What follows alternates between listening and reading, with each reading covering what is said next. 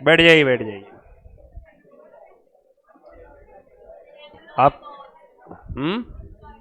हम- क्या चीज खोल लिया ना। आपका लंच ब्रेक का टाइम क्या है? 2 से 2:30। ठीक। अभी same to you, thank you very much. यदि क्योंकि आप भी किसी न किसी के तो टीचर हैं ही, अपने छोटे भाई के, छोटी बहन के, या घर में।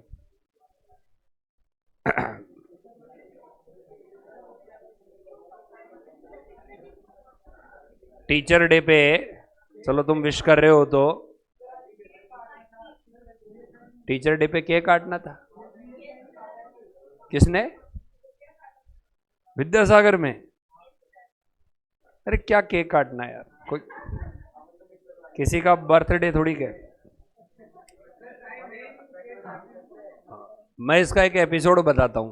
क्या हुआ कि मैंने जयपुर में एजुकेशन मेरी नहीं हुई, मेरी एजुकेशन हुई इंदौर में, एनपीए नाडा प्रोफेशनल एकेडमी में। तो वहां से मैं पढ़ा हुआ हूं।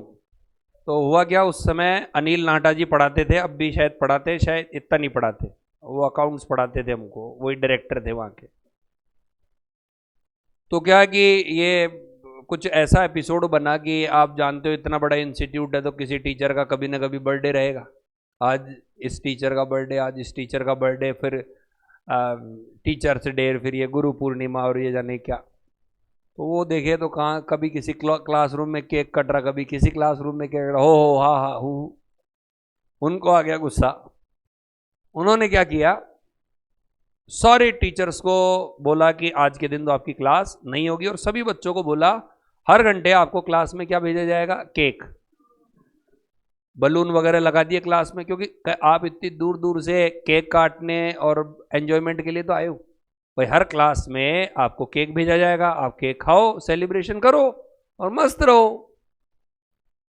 मैं सिर्फ और सिर्फ आपको यह बताना चाहता हूं कि there are two activities. Number 1 क्या, डायरेक्ट, एंड नंबर 2 क्या, इनडायरेक्ट।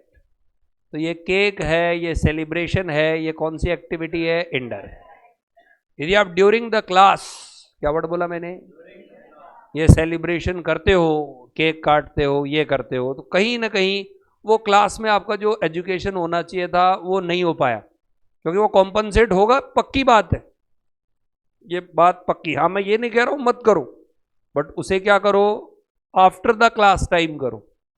क्या करो, ताकि जो रेगुलर टाइम है वो आपका इससे डिस्टर्ब ना हो। कौन सा टाइम, रेगुलर टाइम। ये मैंने वहां से सीखा है। तो मैं बिल्कुल भी नहीं कह रहा हूं कि आप आराम से ऐसा ना करो, बट उसे ड्यूरिंग द क्लास मत करो। हाँ, क्या मत करो, ड्यूरिंग द क्लास।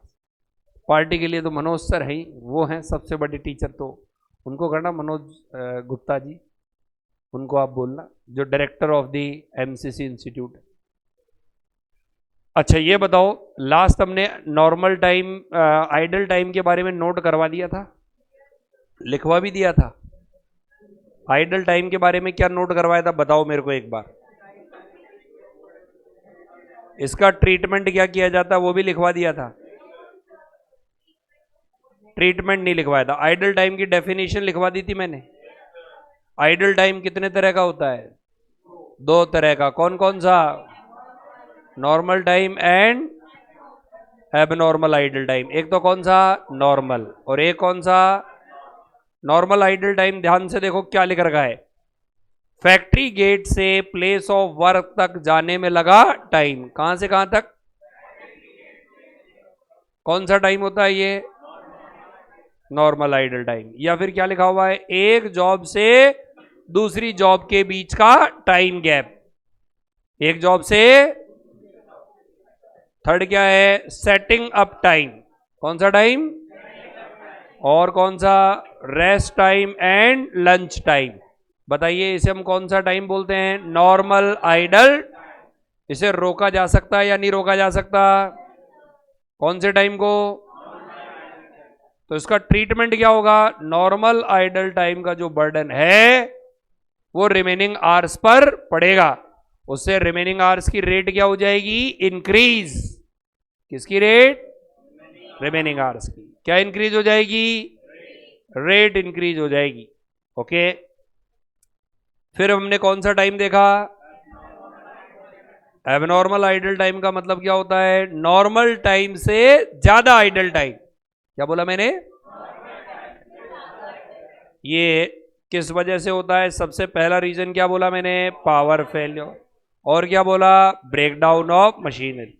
और क्या बोला? Non availability of raw material, strike, lockout. What is the difference between strike and lockout? हाँ, स्ट्राइक का मतलब है कि वर्कर बोल रहे हैं काम नहीं करेंगे, और लॉकआउट का मतलब है कंपनी का डायरेक्टर कह रहा है काम नहीं करने देंगे। यानी एम्प्लॉयर खुद ताला लगा दे फैक्ट्री के बाहर कि तुम्हारे से मैं काम नहीं करवाऊंगा, तुम सबको एक साथ मैं फायर आउट करता हूं। वो चीज क्या है? लॉकआउट। ठीक है, फायर है, फ्लड है, ये सब एबनॉर्मल आइडल टाइम है। कौन सा आइडल टाइम है? तो कितने तरह के आइडल टाइम हो गए?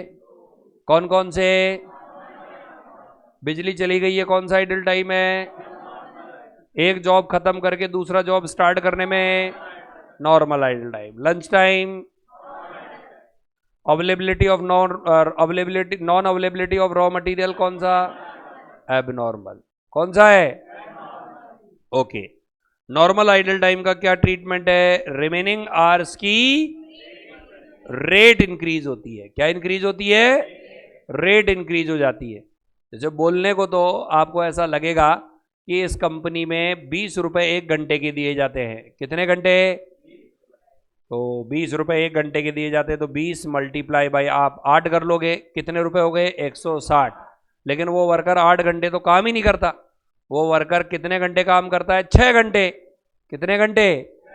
कैसे? उसके आने में लगने वाला टाइम, जाने में लगने वाला टाइम, लंच में लगने वाला टाइम, जॉब के बीच का टाइम गैप, तो वो काम केवल कितने घंटे करता है? 6। यानी उसकी पर आवर की रेट क्या बैठी? बताओ बताओ। हमने 20 रुपए के हिसाब से 8 रुपए निकाला, 160। तो 160 डिवाइडेड बाई कितने से करोगे? 6 से। तो कितना बैठा? 20। हाँ, ये रेट बैठेगी। बताओ ये कौन सी रेट है? Inflated rate after normal idle time. ये दो तरह की होती है, बताओ कौन कौन सी? कंट्रोलेबल और दूसरा कौन सा? अनकंट्रोलेबल। एक तो होता है कंट्रोलेबल और एक होता है कसर, मतलब ऐसी आइडल टाइम जिसे कंट्रोल किया जा सकता है, और एक ऐसा आइडल टाइम जिसे कंट्रोल, जैसे फ्लड वगैरह आ गई उसको क्या कंट्रोल करोगे आप? और कंट्रोल किसको किया जा सकता है? जैसे अवेलेबिलिटी ऑफ रॉ मटेरियल वगैरह नहीं है तो उसको क्या किया जा सकता है? कंट्रोल। तो ये हमने किसके बारे में बात की? हमने आइडल टाइम। क्या ट्रीटमेंट है नॉर्मल आइडल टाइम का?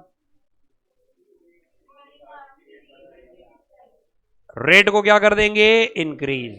कौन से आइडल टाइम में? डेफिनेशन क्या आइडल टाइम की?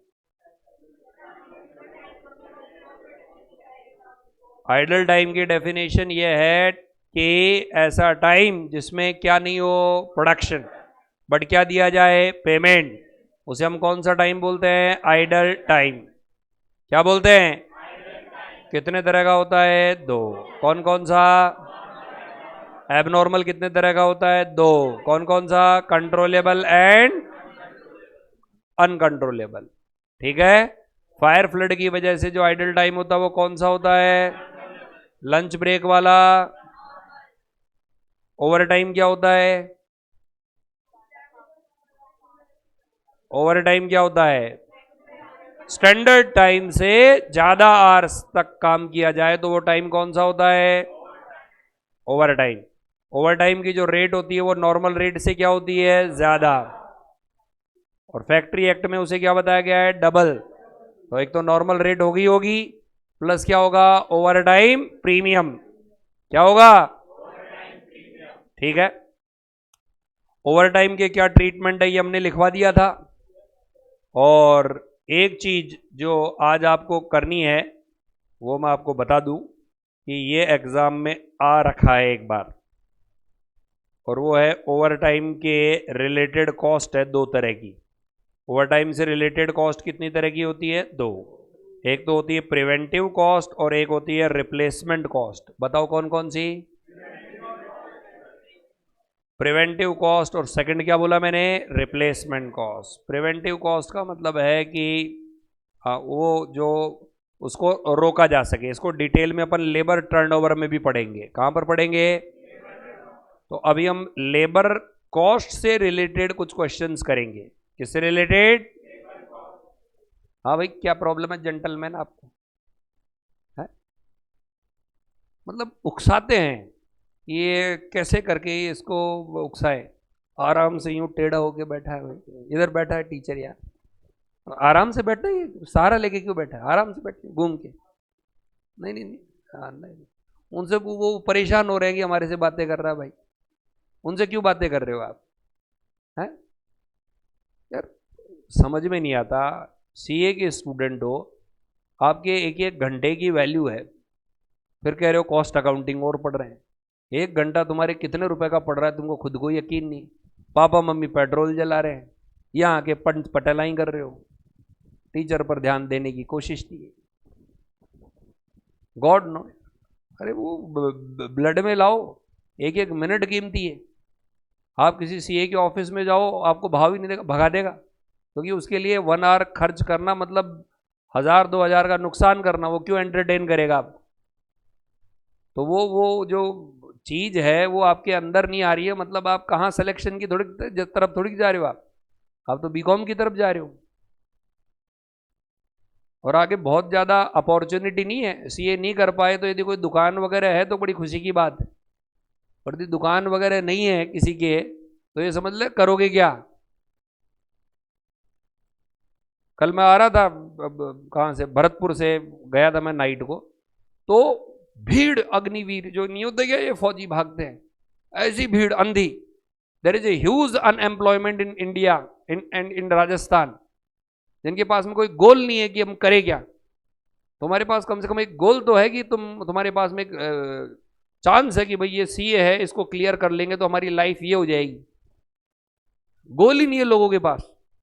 और देखो कभी आप, कितने हजार लोग भाग रहे हैं केवल दौड़ के लिए कि कैसे भी करके वो 15,000 20,000, जिसमें भी करियर का कोई गारंटी नहीं है कि 4 साल बाद तो उठा के फेंक देंगे। Be sincere. और यदि वो कोई आपसे बात कर रहा है तो उसे कह दो कि भाई ये बड़े बड़े हाथ जोड़े, मेरे तो घर में दुकान नहीं है और मुझे तो सीए ही बनना है। सिंसियर हो। एक टॉपिक छूट गया और वही एग्जाम में आ गया, बहुत भारी पड़ेगा। पहले तो नया सब्जेक्ट, उसके बाद में आप ध्यान नहीं दोगे, धीरे धीरे ये एक्यूमुलेट होना शुरू होगा। ये भी नहीं आता, ये भी नहीं आता, कुछ भी नहीं आता, जय श्री राम, खत्म। सीए केवल और केवल वही बच्चा फेल होता है जो इसको सीरियस होकर नहीं लेता है और सही स्टाइल से तैयारी नहीं करता है। इतना बढ़िया कोर्स है, सिस्टमेटिक कोर्स है, हार्ड वर्किंग पर्सन का कोर्स है। इंटेलिजेंस कम मांगता है, हार्ड वर्किंग ज़्यादा मांगता है, सिंसियरिटी ज़्यादा मांगता है। और यदि आप इसे सिंसियरिटी और डिसिप्लिन नहीं दे सकते,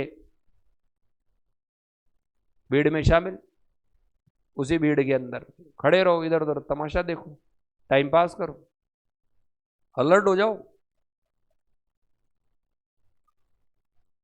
मेरे को मत उकसाओ, मैं बड़ा खराब आदमी हूं भाई, मैं खुद से डरता हूं।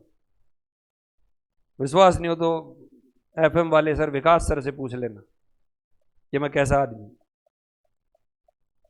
चलो क्वेश्चन निकालते हैं अपन। इलस्ट्रेशन 1,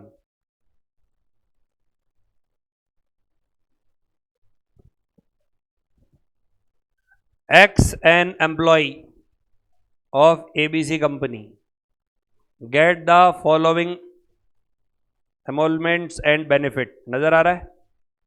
बेसिक पे कितना लिखा हुआ है बताओ? के आगे क्या लिखा हुआ है? डीए कितना लिखा हुआ है? बोनस कितना लिखा हुआ है? कितना हो गया बोनस? पर मंथ ही बता दो, पर मंथ ही कितना होगा? 24। ठीक है। अदर अलाउंस कितने लिख रखे हैं? एम्प्लॉयर कंट्रीब्यूशन कितना लिख रखा है पीएफ में? किसका? सैलरी एंड यानी 12,000 का 10%। ठीक है, अभी पूछूंगा मैं कुछ। एक्स वर्क फॉर कितने आवर्स, क्या, आउट ऑफ विच क्या, R and treated as normal idle. आगे क्या कह रहा है ये, you are required to calculate the, क्या निकालना है बताओ, इफेक्टिव आर्ली कॉस्ट ऑफ, किसके लिए देखना है ये क्वेश्चन, एम्प्लॉई एक्स की इफेक्टिव आर्ली कॉस्ट क्या होगी। और इफेक्टिव आर्ली कॉस्ट देखी जाती है कंपनी के एंगल से, ऑर्गेनाइजेशन के एंगल से।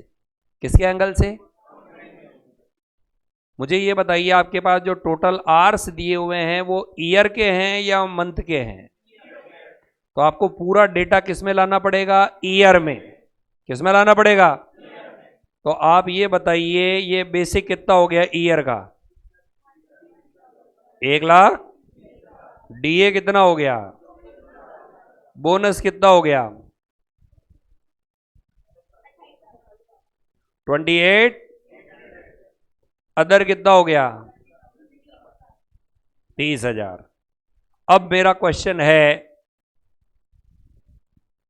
जिससे पूछो वही जवाब दे, बाकी के सब साइलेंट रहे, पता तो चले पढ़ते हो या मौज मारते हो। आज टीचर्स डे है तो पूछो तो सही कुछ। एम्प्लॉय कंट्रीब्यूशन टू पीएफ, हाँ जी, ऐड होगा, लेस होगा, कुछ भी नहीं होगा, ऐड होगा, ऐड होगा, ऐड होगा, ऐड होगा। लेस कब होगा,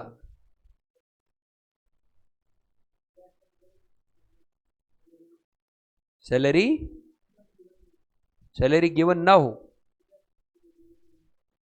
लेस कब होता है पीएफ वाला,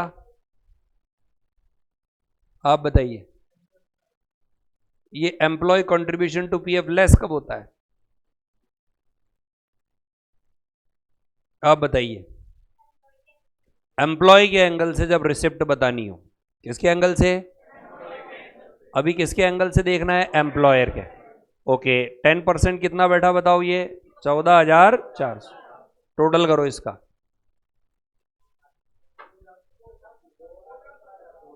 2,70,000, 17,000। दिस इज व्हाट, ये 2,17,200 ये क्या है, टोटल लेबर कॉस्ट। क्या है ये, किसके एंगल से, ऑर्गेनाइजेशन के एंगल से। लेकिन अपने को लेबर कॉस्ट तो निकालना ही नहीं है, अपने को तो क्या निकालना है, इफेक्टिव आर्ली कॉस्ट। तो नीचे डिवाइडेड बाय क्या करूं, 2400 करूं, 2,000 करूं, 2,800 करूं, 2,000 करूं। तो बताओ रेट कितना आ गया, 108 दिस इज क्या है, इफेक्टिव आर्ली कॉस्ट। क्या ये, यदि इस क्वेश्चन में ये 400 एबनॉर्मल होते, क्या होते, हाँ, तो आप बताइए क्या करता मैं, ये नॉर्मल की जगह एबनॉर्मल आइडल टाइम होते तो कितने से डिवाइड करते, आप बताइए, आप बताइए। तो 2400 से ही डिवाइड करते। जब नॉर्मल आइडल टाइम होता है तभी उसे क्या करते हैं, लेस, अदरवाइज लेस करने की जरूरत नहीं है। चेक करते हैं क्या यही है क्या, तो ये देखो 108.6। ठीक है, हेडिंग लगाइए, स्टेटमेंट शोविंग, स्टेटमेंट शोविंग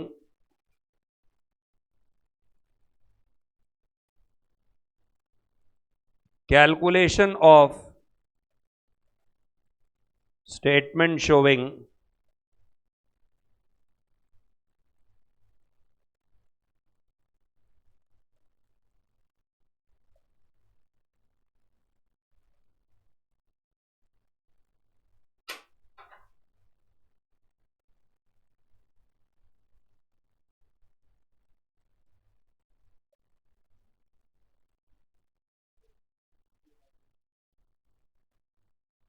बोलिए क्या, स्टेटमेंट आगे बोलो, स्टेटमेंट के बाद शोइंग, आगे कैलकुलेशन ऑफ, कैलकुलेशन के बाद ऑफ के बाद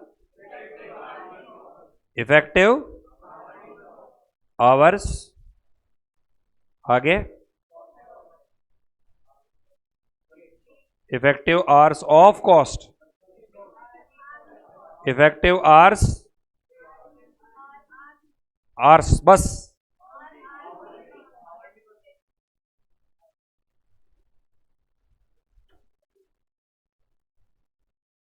एक तरफ तो पर्टिकुलर्स,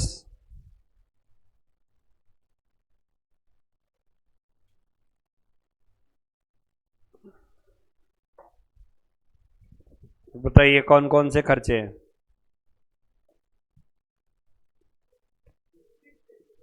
बेसिक पे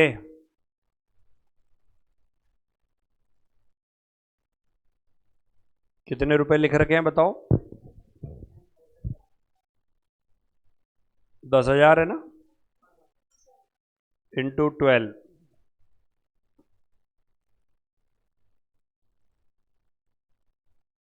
अगला खर्चा कौन सा है?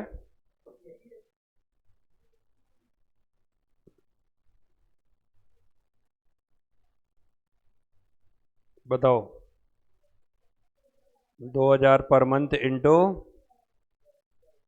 12, देन उसके बाद बोनस,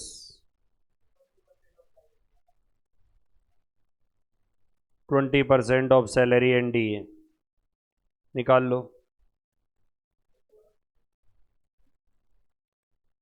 तो ये हो गया 1/44 का 20%, 28,800। Other allowance,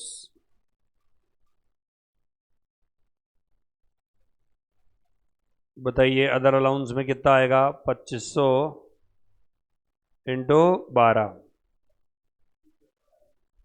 30,000।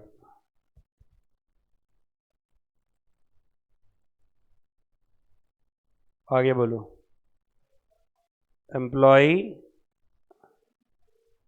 Employer contribution to PF,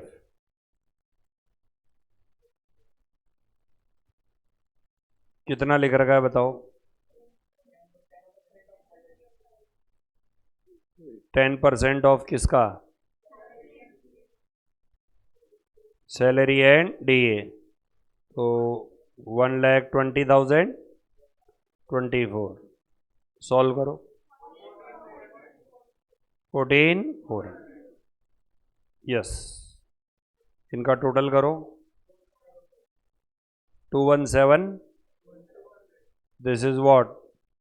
total labour cost, total labour cost.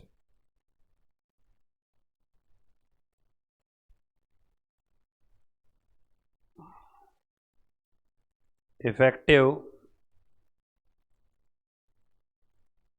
Early cost is equal to total labour cost. अच्छा ये बताइए, इस टोटल लेबर कॉस्ट को आपने ईयर में क्यों निकाला? क्योंकि आपके पास आवर्स किस में थे? ईयर्स में। यदि ये मंथ में होते तो हम भी किस में निकाल लेते? मंथ में ही।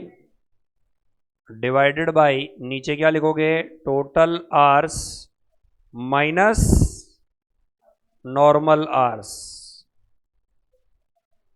नॉर्मल आइडल आवर्स या normal loss are.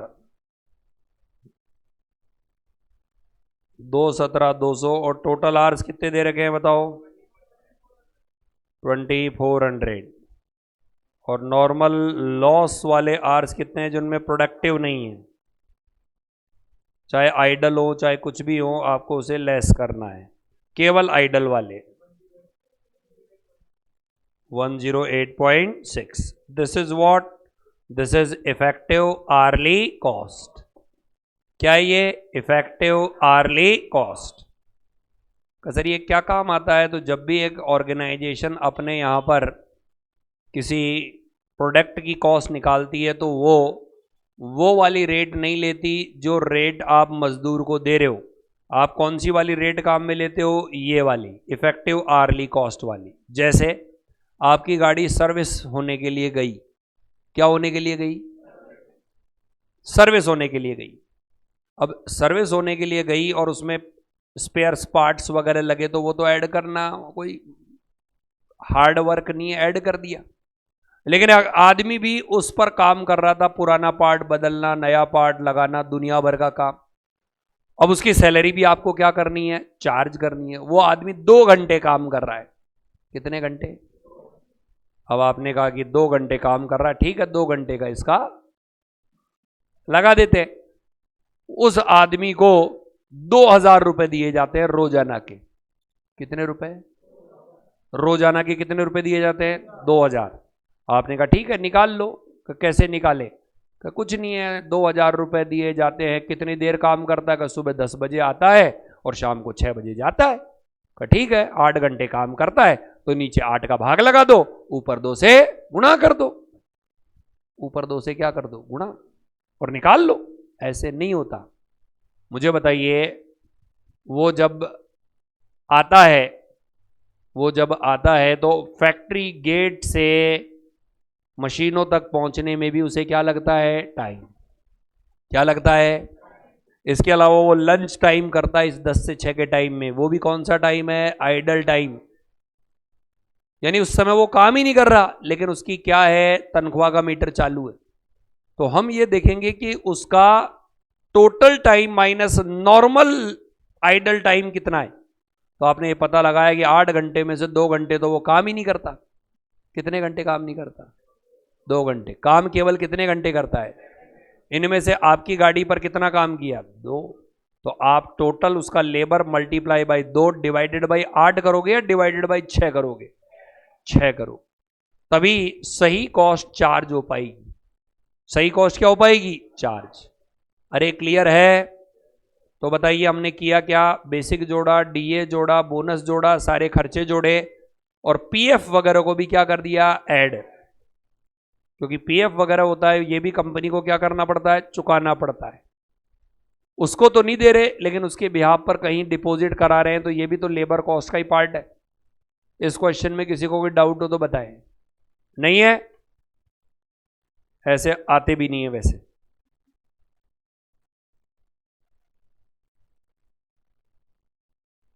Okay, question देखो ध्यान से।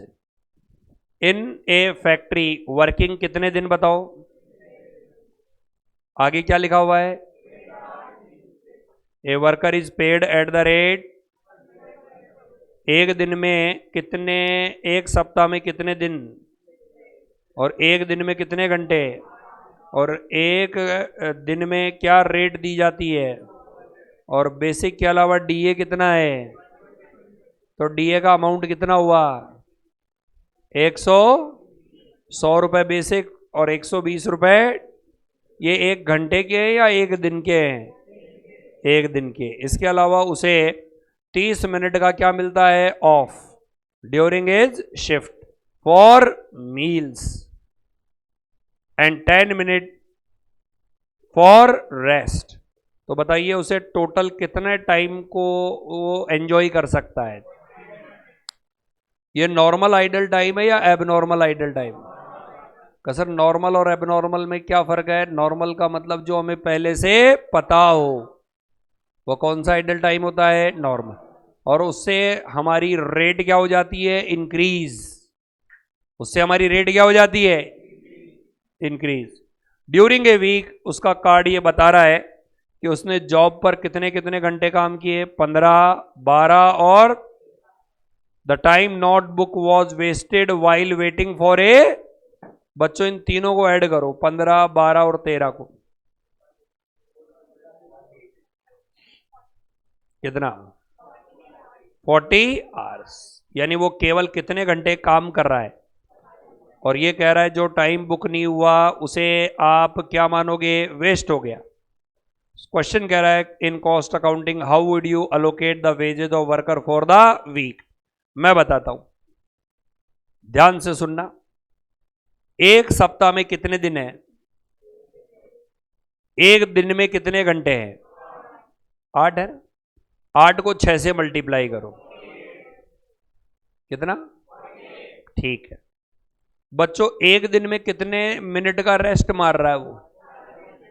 40 मिनट का। This is normal idle time या एबनॉर्मल आइडल टाइम? नॉर्मल। कितने मिनट का? अच्छा, एक सप्ताह में वो कितने दिन काम करता है? मल्टीप्लाई करो 6 से, 40 मिनट इंटू 6, 200।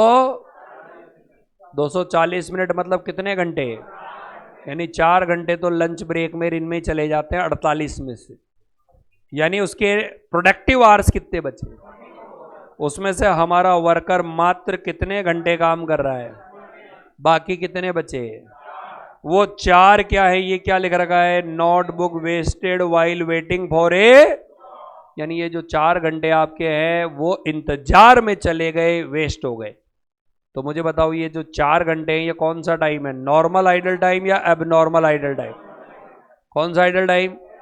और एबनॉर्मल आइडल टाइम का जो ट्रीटमेंट है वो ये है कि इससे कॉस्टिंग पी एंड एल में भेज दिया जाता है। कहां भेज दिया जाता है? नॉर्मल से तो रेट क्या हो जाती है? इंक्रीज। और एबनॉर्मल को कहां डाल दिया जाता है? क्या ये बात समझ में आई क्या? चलो मैं कुछ क्वेश्चन पूछूंगा, उसका जवाब देंगे। बेसिक कितना है? डीए कितना है? दोनों को ऐड करो। 220 एक घंटे का है, एक दिन का है या एक सप्ताह का है? एक दिन का कितने रुपए है? 220। 6 दिन का कितना है? 1300। यानी 6 दिन का 1320 है। ये लो जी, 100 प्लस 120 इंटू 6 कितना आया बताओ? 1320 आया। अब आप इसमें आर्स से डिवाइड करोगे। किससे डिवाइड करोगे? मेरे पास 3 तरह के आर्स है। कितने तरह के आर्स? एक तो मेरे पास आर्स है 48। कितने हैं? 48 है। एक मेरे पास है 44 और एक मेरे पास है 40। मुझे डिवाइड किससे करना चाहिए तीनों में से? 48 से, 44 से या 40 से? किससे? तो 44 घंटे तो मैंने काम ही नहीं किया। मैं केवल नॉर्मल लॉस से रेट बढ़ा सकता हूं, एबनॉर्मल से। तो मैं डिवाइड कितने से करूंगा? 48 से नहीं करूंगा, किससे करूंगा? करो डिवाइड। यानी पर आवर की रेट कितनी आई?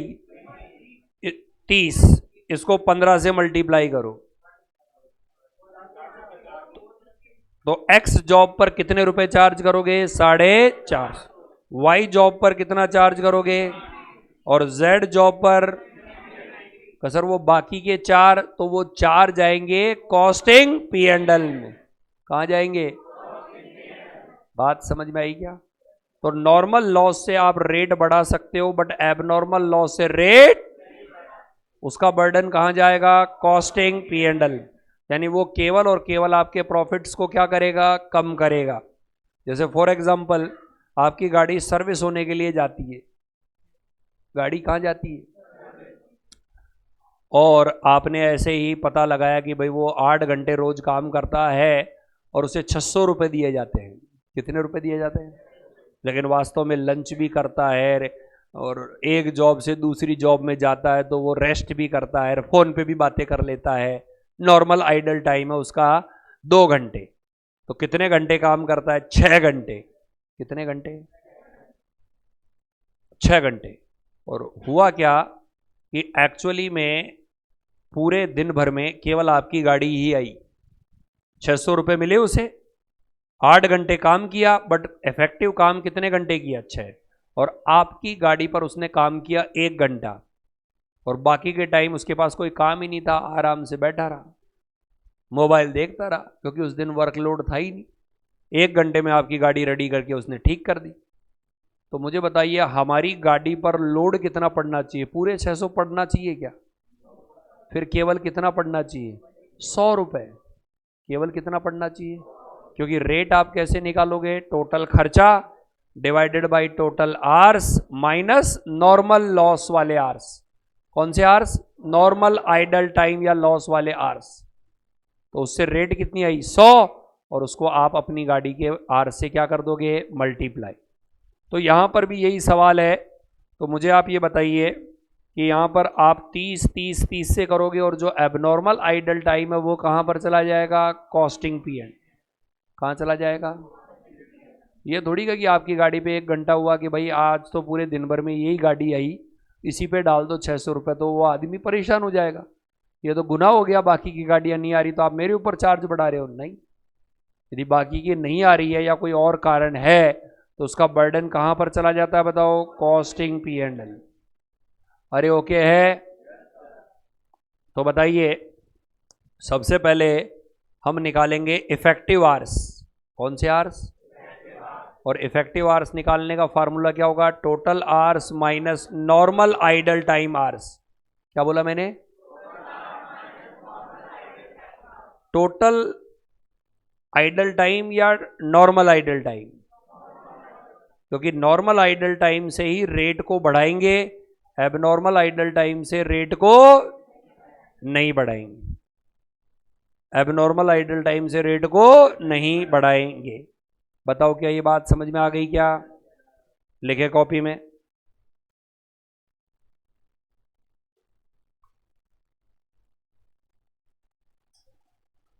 इलस्ट्रेशन कौन सा है? पेज नंबर कौन सा है?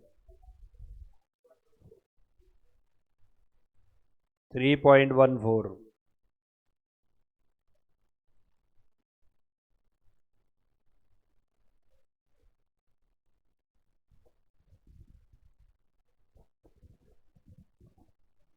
Working note 1, calculation of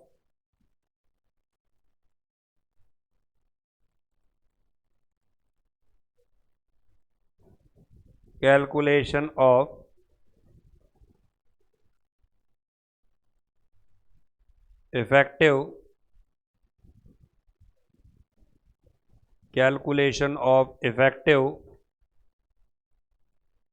productive hour in a week.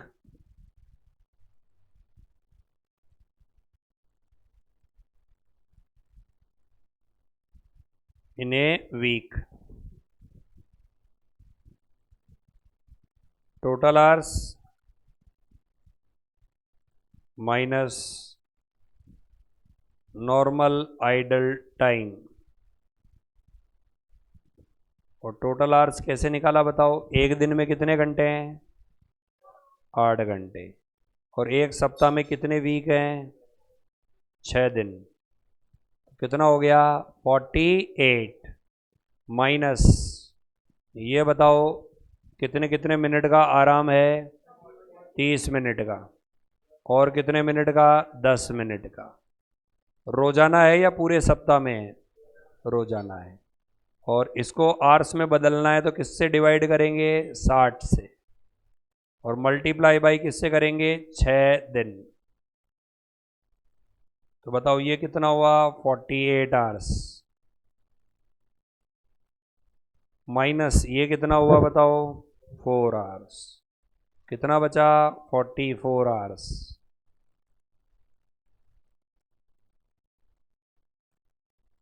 Working note 2, calculation of total wages in a week. Calculation of total wages in a week. तो बताइए total wages in a week क्या है? 100 रुपये plus 120% of 100 रुपये। बताओ ये एक दिन का है, मल्टीप्लाई बाई कितने दिन से करोगे? 6 दिन। तो अमाउंट कितना आ जाएगा बताओ? 1320। ये एक सप्ताह की क्यों निकाल रहे हैं अपन? 120%। ये एक सप्ताह की क्यों निकाली जा रही है? ठीक है, ओके। टोटल वेजेस हो गया। अच्छा जी, उसके बाद बताइए आगे क्या निकालेंगे? Wages rate per hour. Wages rate per hour क्या हो जाएगा बताओ? 1320 डिवाइडेड बाई 44, कितना आया? 30 रुपये पर आवर। 1 घंटे की रेट 30 रुपये हो गई। Working note 4, calculation of abnormal idle time and it's cost. Abnormal idle time and it's cost. तो बताइए, टोटल अपने पास 44 आवर्स बचे, माइनस जॉब में कितना कितना टाइम लगा बताओ? 15 प्लस 12 और कितना लगा? 13, कितना बचा? ये 4 आवर्स क्या है? एबनॉर्मल आइडल टाइम का मतलब क्या होता है? ऐसा टाइम जिसमें काम ना हो, लेकिन यह काम ऐसा है कि जिसे आप रिमेनिंग गुड्स की रेट को इंक्रीज नहीं कर सकते। जैसे वर्कर फालतू बैठे हैं, लाइटें चली गई। वर्कर फालतू बैठे हैं, अवेलेबिलिटी ऑफ रॉ मटेरियल नहीं है। वर्कर फालतू बैठे हैं कि आपकी मशीन खराब हो चुकी है, ब्रेक डाउन हो चुका है, वगैरह वगैरह। अब बताइए एबनॉर्मल आइडल टाइम की कॉस्ट कैसे निकालेंगे? 4 आवर मल्टीप्लाई बाई 30, कितना आया बताओ? 120 रुपये। 120 रुपये।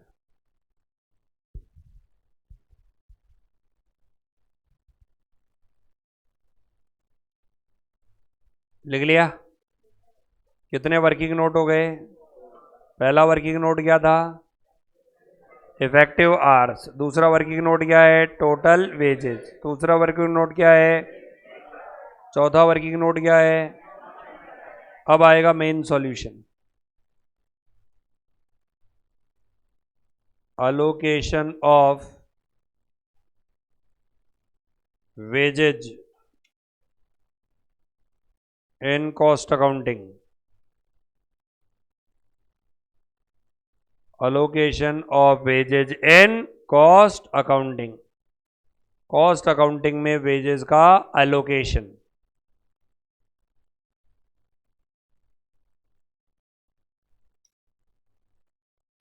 बताइए जॉब एक्स पर कैसे निकालेंगे? 15 आवर्स मल्टीप्लाई बाई 30 रुपये per hour. Allocated to job Y, allocated to job Z.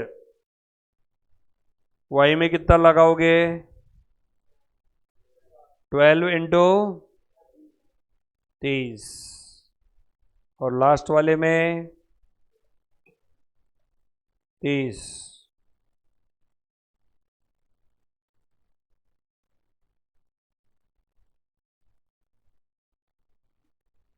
Charge to costing P and L.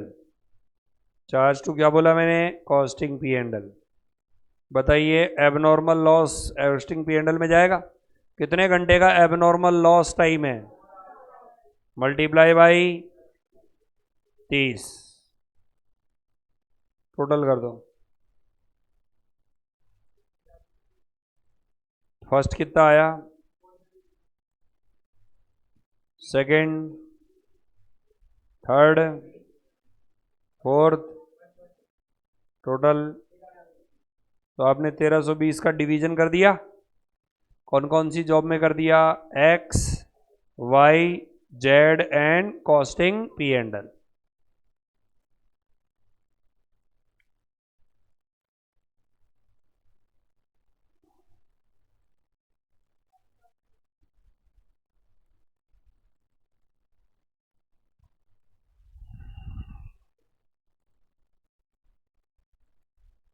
कोई डाउट है तो बताइए।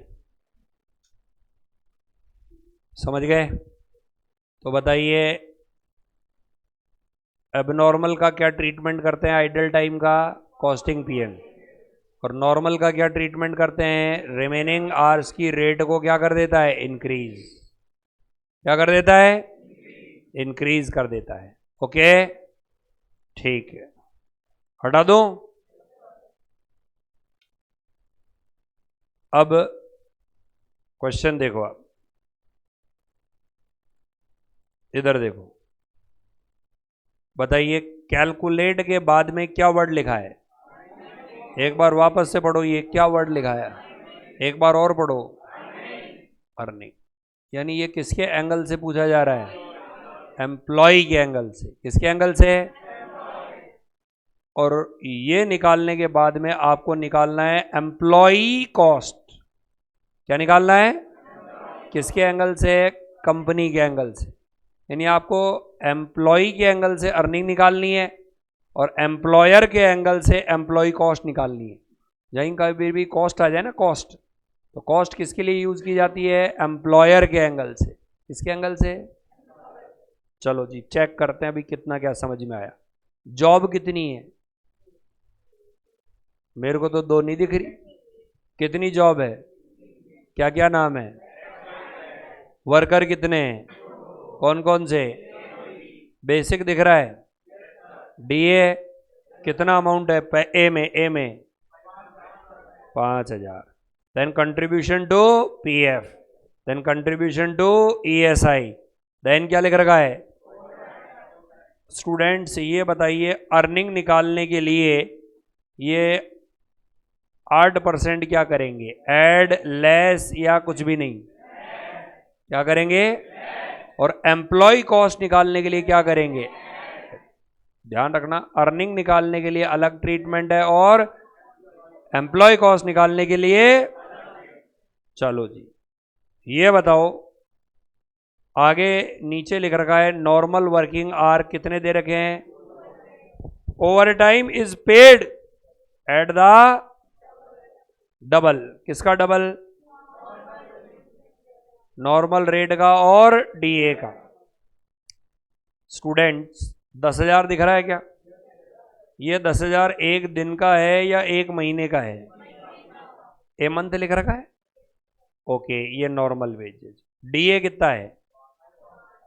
10 में 5 जोड़ो, 15,000। मैं आपसे पूछना चाहता हूं कि आप ओवर टाइम रेट बता सकते हो? ये यहां से लेकर यहां तक पढ़कर ओवर टाइम रेट कह रहा हूं मैं, यहां से यहां तक।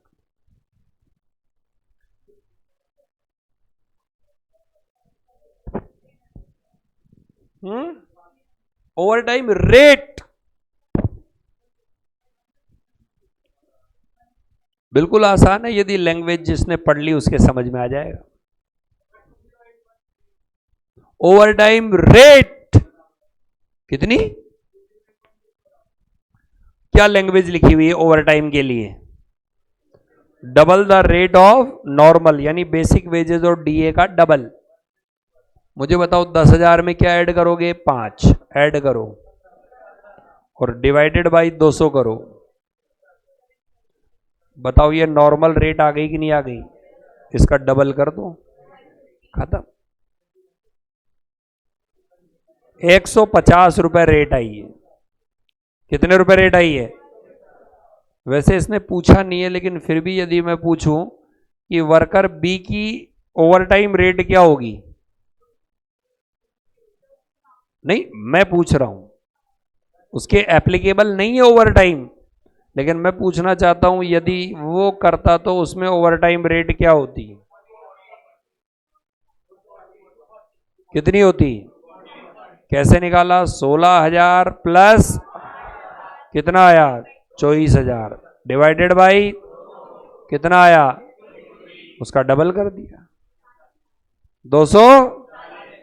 आगे लिख रखा है employer contribution to SI and provident fund are equal rate.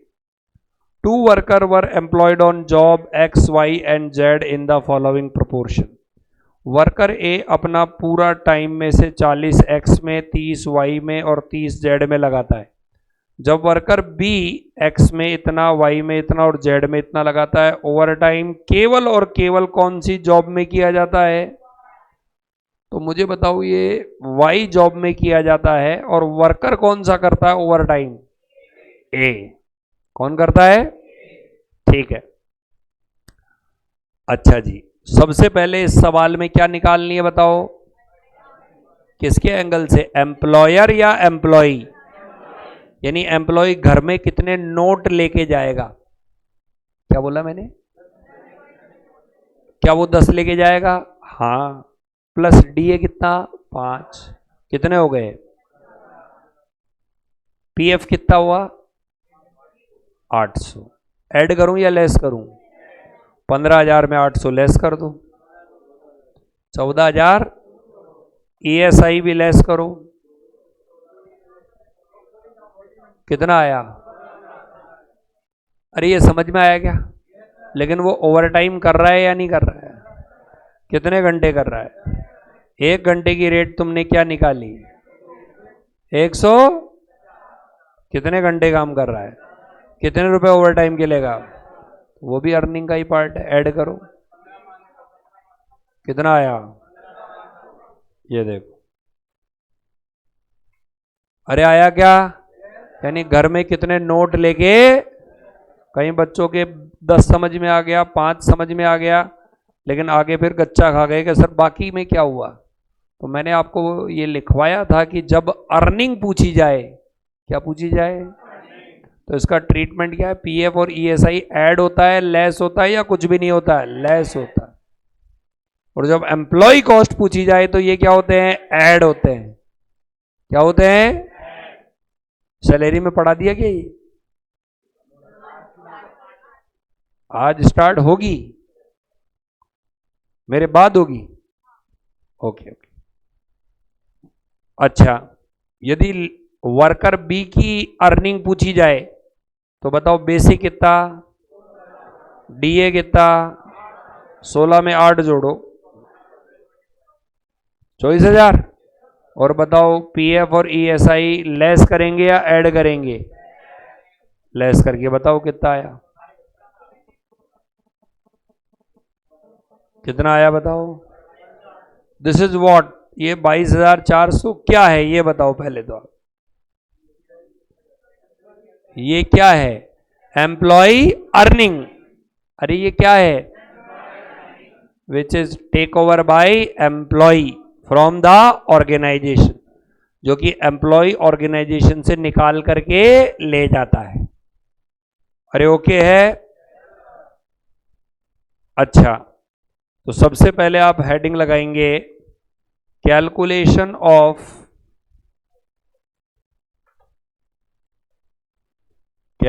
Calculation of earning of worker A and B.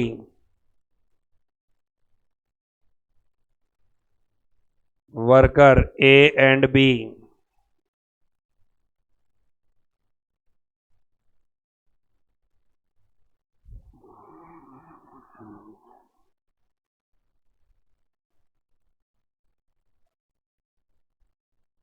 Illustration number क्या है? पेज नंबर क्या है? 3 point.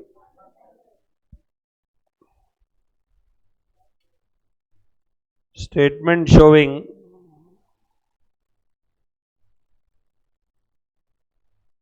Earning of worker A and B.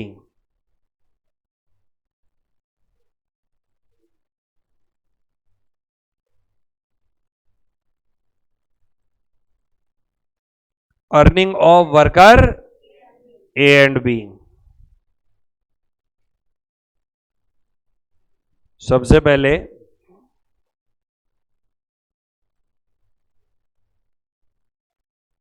एक कॉलम में वर्कर ए,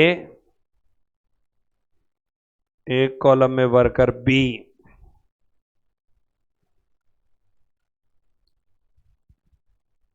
basic. बताओ कितने कितने? 10,000 and then उसके बाद क्या? कितना परसेंट? 50% of basic. कितना आया? एंड 8,000।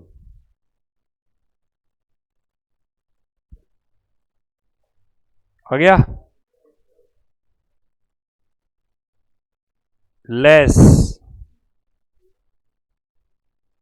Contribution to PF. बताओ क्या लैंग्वेज है कंट्रीब्यूशन टू पीएफ में? कितना percent? 8% of basic plus DA. निकालो। सिर्फ बेसिक ही है क्या? तो फिर डीए कैसे बोल रहे हो भाई?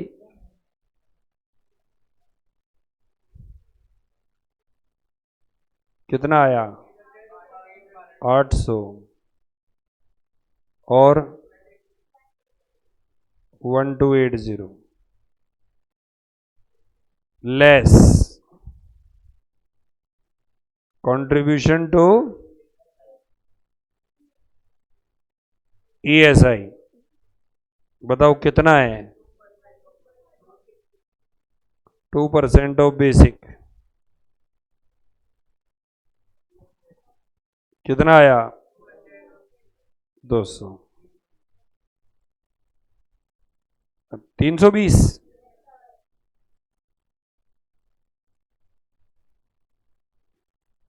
टोटल करो।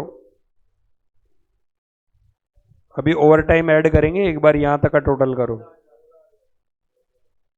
इधर बताओ, ये लेस है। कितना बताया? 22।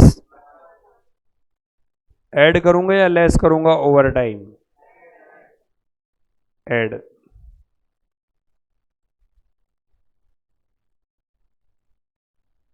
तो मुझे बताइए ओवर टाइम कैसे निकाला? 10,000 plus 5,000 divided by 200 multiply by 2 times multiply by 10 hours. 10 घंटे। 10 ही है ना? कितना आया? अब करो टोटल।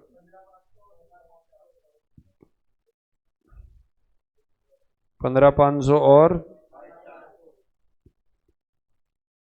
ये लो जी।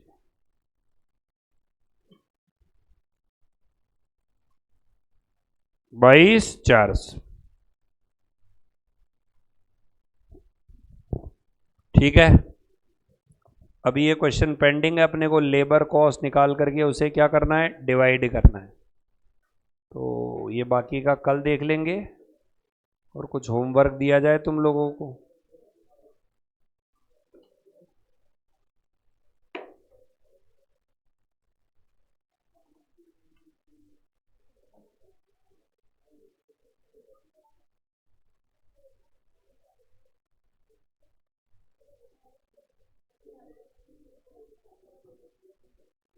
चलो बाद में देंगे, यहां तक पढ़ के आना।